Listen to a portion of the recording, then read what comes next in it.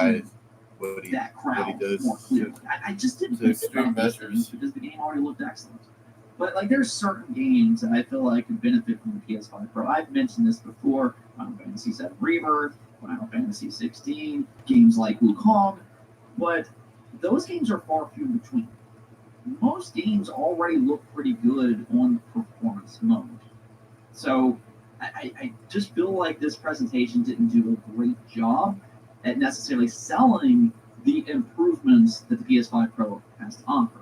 Now, maybe Digital Foundry can change people's minds when they make an eventual video, or maybe if more games start to need the PS5 Pro improvements, maybe more people will adopt it then. But for this presentation, I just feel like Sony did a very poor job at justifying a $250 to $300 price increase. Now, I will say that they did mention on the PlayStation blog that the PS5 Pro will offer a PS4 boost mode, and that could be interesting, just kind of depending on what that actually means. One thing that we really wanted to see this generation is a 60 frames per second option for something like Bloodborne. And there's a lot of games on the PS4 that are stuck at 30 frames per second, so depending on what that PS4 boost mode actually means, that could be interesting. But they really haven't confirmed anything yet, which you would think that if it was a big improvement, they would probably have confirmed it already. So, I really don't know. Let me know what you all think about all of this. What do you think about this $700 price tag? Do you think Sony has just completely lost their minds? And does this remind you of the arrogant PS3 days? Or are you just completely excited for this console? It's okay to have a different opinion. So let me know what you think about all this in the comments below. But I think right now, in some ways, this actually brings more questions to the table than answers, because I think just kind of looking forward now, what does this mean for next generation? What's the price going to be for those consoles? And what about the future of physical media? Are we truly going to move to digital only for the next generation? And those are kind of scary thoughts to think about right now, but let me hear what your thoughts are in the comments below. Until next time, though, make sure to hit that subscribe button, and peace out.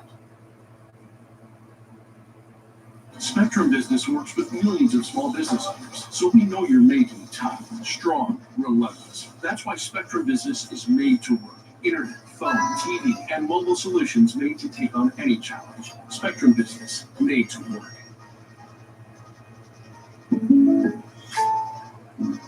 Need life insurance? Taking the first step is easy. Start your quote now, or talk to your State Farm agent to find a plan that's right for you.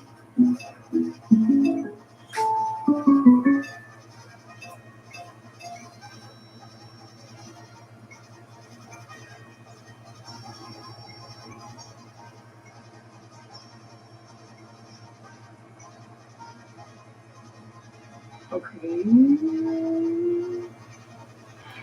I want to see if I can just go.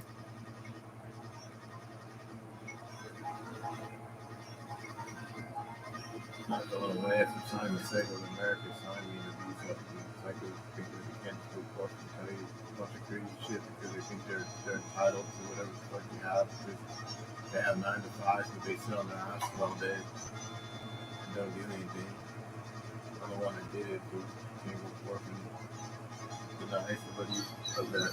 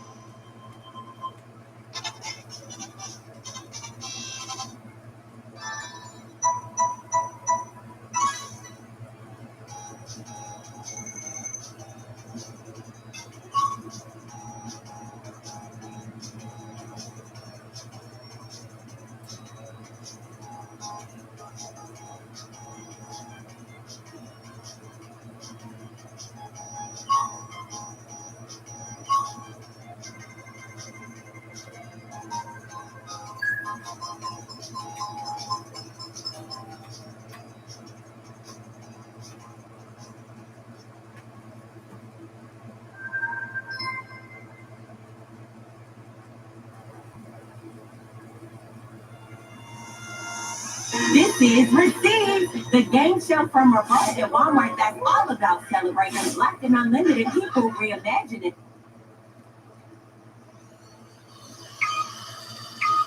So that's going to get Console Gremlins up to a 4090 apparently. That's been something that has been spewed in the community before this thing was even officially announced.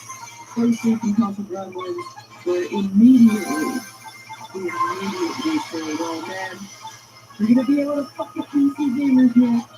We're gonna be able to outdo them. We're gonna be up there with PC gaming at a cheaper price. Alright, so I'm making people see what's up. Let's hope that PlayStation gamers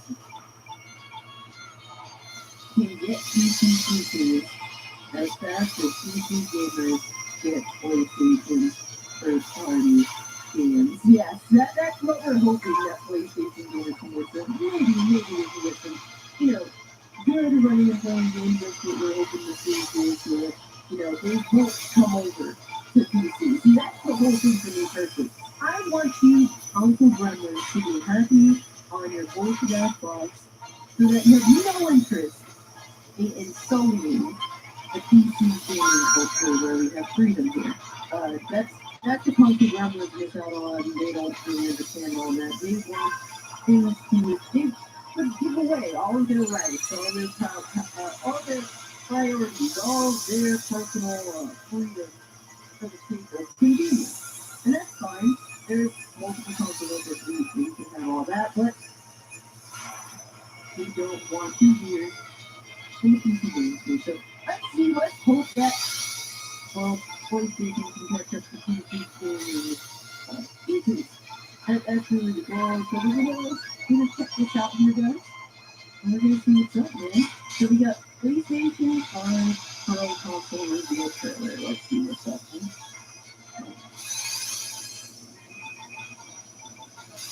Oh snap, we need to get hyped and stuff like this.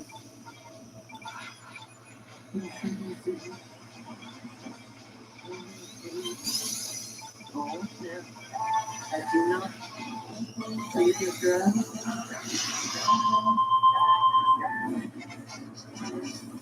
Flash visuals and Swift.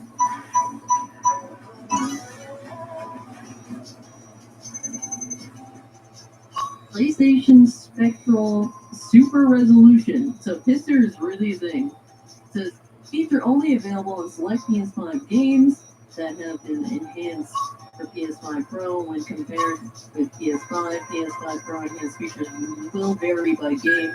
You gotta read the fine print, goodness, since all my glasses on, but so yeah, not every PS5 game is gonna get an upgrade for the Pro. That has to be a case-by-case basis, it seems like. It'll make them like PC, baby.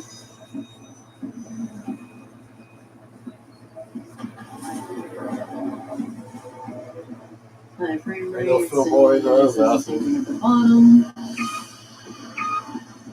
They're advertising 120 FPS like they did with the PS5. Advanced ray tracing. Wait, the PS5 had ray tracing? What? How can you go from no ray tracing to enhanced ray tracing? I'm confused. Just because the console is capable doesn't mean it's doing this. Wait, girl.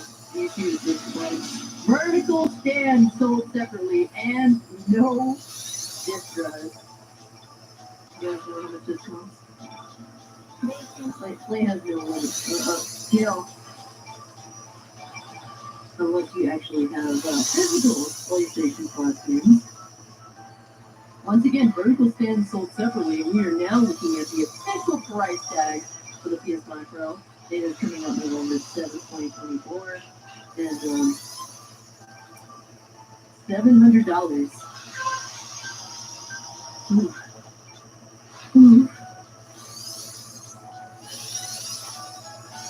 I swear we're living the PS3 in reverse.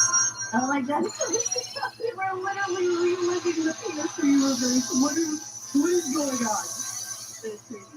Vertical shift sold separately. I'm sure a lot of PlayStation fanboys are just that. vertical since that will of course be purchasing this, but at the $700 price tag, this is going to be a very, very niche product among the economies. And it's pretty wild. I mean, I have no opinion on this, because in terms of me possibly buying it, I already have two PS5s, and I haven't really gotten the use out of them that I thought I was going to get. I've been sorely mistaken with being hyped for this current generation. Before, prior to it starting, I pre-ordered both my PS5s, and really, it feels like this was the console gamers were originally supposed to have gotten with the PS5 instead of it becoming a pro model. I feel as though at this point, looking back on it all, that they should have delayed the PS5 release by 2 years at least, after the whole COVID situation, until that was all over. But $700 for a premium console that, let's be real now, still not going to compete with, PC gaming. Whoever the clown that was saying that this is going to compete with a 4090 for essentially the price of a graphics card and not the entire PC, yeah, that's half the price of a 4090, mind you. And, guys, you gotta keep your expectations in check with this, but $700 by itself, no vertical simp stand. I mean, yeah, whatever. No disk drive, man. That's wild. Yeah, I think that it's fair to say the next generation, if there's a next generation of consoles, will likely not have a disk drive anymore. It's crazy.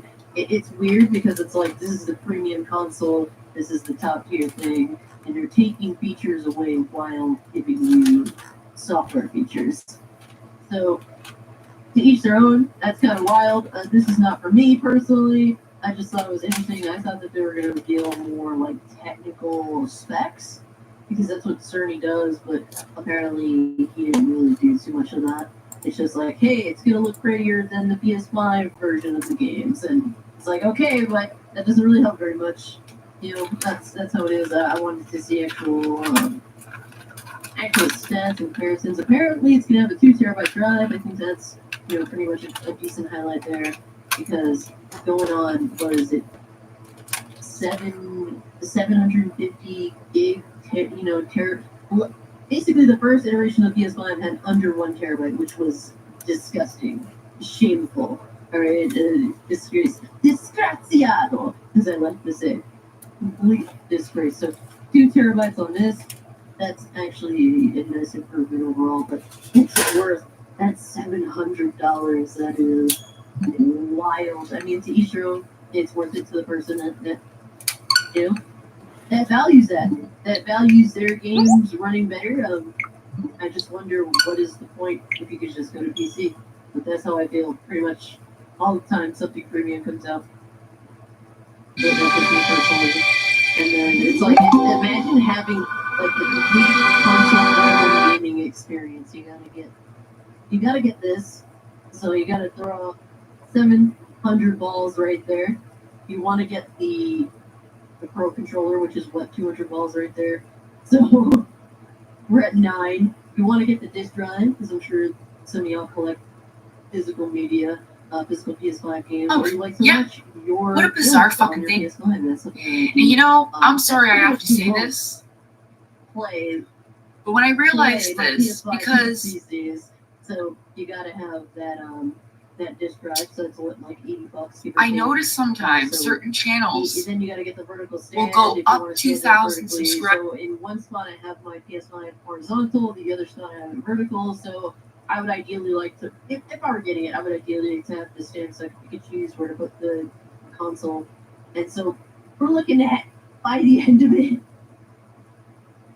$1,000. So you have the whole shebang, the controller, the console, all the little things for the console. That's crazy. And then if you want expand storage, I think Introducing that, for the Iris, most part, KC's new ride-hailing service. Free and low-cost fares for on-demand public transit throughout Kansas City, North KC, Gladstone, Riverside, and Liberty. Get the app and get to where you're going. Go to rideiris.com for details and download. You have some pretty nice stuff right there, you know. The Net 30 program at Quill was very simple. All I had to do was apply. You have up until 30 days from your purchase date to pay for your order. Quill approved me instantly. My items came literally the next day. Quill helps me build the business of my dreams. That's wild. Hey man, A big thank you to Capcom for the preview key. Dead Rising Deluxe Remaster brings us back to the zombie-infested shopping mall of Willamette, with freelance journalist Frank West heading into his own version of Dawn of the Dead for his next big scoop. This time with some quality of life upgrades and graphical enhancements, and appearing almost 8 years after its last installment, Dead Rising 4.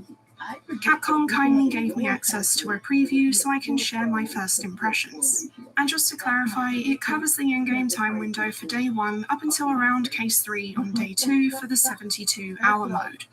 The visuals in the Deluxe Remaster are more in line with the other RE Engine titles of recent years, opting for a more realistic approach to color palettes and lighting, as well as added details both in character models and environments. I have a pretty strong love for the original visuals as someone who has a lot of nostalgia for that era, but I think the developers did a great job in adapting it to the style of modern Capcom titles. I personally really like how the characters look, and this new interpretation sometimes made things a little more camp or even a little more creepy.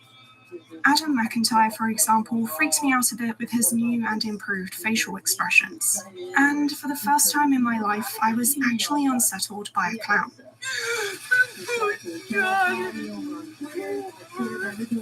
The user interface is also affected, going for a menu displaying Frank's model as you flick between whatever options and stats you're searching for, as opposed to the bright blue news channel design of the original. The map also gets an overhaul in the form of a leaflet you'd find in the building, which I found easier to use when trying to quickly locate specific types of facilities by their symbols. Plus, with the new visual style, I can see why they changed the UI to match and really can't fault it for its usability. On that subject, the health bar, level, and tasks stay on screen during gameplay by default, which might be distracting for some. And I really like that there's a function to hide those elements when simply exploring outside of combat. And also because I can get HUD-less footage, which is something I like to do a lot for my videos.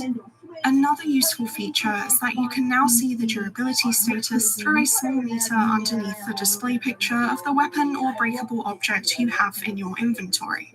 It helps a whole lot more with anticipating its depletion before it inconveniently breaks on you just when you need it most. The controls also feel a lot more aligned with standard modern gameplay. Most notably, you can now move while aiming to shoot firearms. And there's also an autosave feature which I greatly appreciated while I experimented with dumb ideas. My main source of happiness, though, came from collecting survivors, kitting them out with all kinds of weapons, and rolling around with my small army of random civilians I've recruited. I took my leadership role quite seriously, finding snacks to keep my guests' health bars full while I took them on a tour of the zombie-filled Willamette Parkview Mall, and then eventually back to the safety of the security room. There isn't co-op like Dead Rising 2, but I found the sense of teamwork with NPCs a good enough replacement. Sure, you can go it alone and not have to tell your group to hide somewhere while you take out a boss or worry about their health. However, seeing these side characters and their reactions to a zombie outbreak at what is likely their local mall is a huge part of feeling at home here. Plus, they'll point out things in the environments that you might find useful. Hey Frank, look at that! Looks like a cool photo op, no? During your time fighting through the undead, you'll establish your favorite pathways and shortcuts.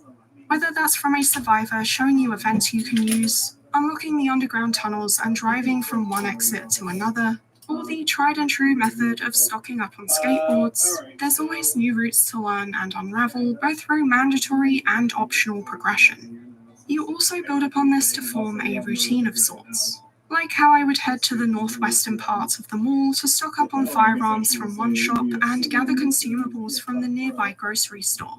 then sharing that stock if I had brought anyone along with me. After that, I would attempt any boss fights that may have cropped up on my to-do list. I turn my headset on. What did you say, Gar? Or I guess I should say, yes, it's going to be PS5 Pro. You there, right? You hear me, right?